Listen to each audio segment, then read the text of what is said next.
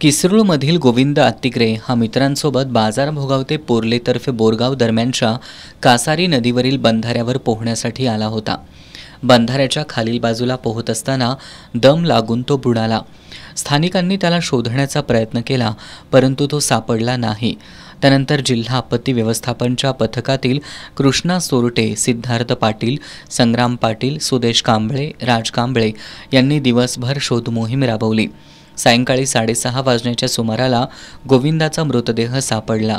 Upper police अधीक्षक जयश्री देसाई यांनी घटनास्थळी भेट देऊन जिल्हा आपत्ती व्यवस्थापन विभागाच्या पथकासह कळे पोलीस ठाण्याचे सहाय्यक पोलीस निरीक्षक रणजित पाटील यांना शोधकार्यासंदर्भात मार्गदर्शन केलं। गोविंद हा पोलीस आणि सैन्य भरतीसाठी प्रयत्न करत होता। त्याच्या अपघाती मृत्यूमुळे किसरूळ आणि परिसरातून हळहळ व्यक्त होतीये।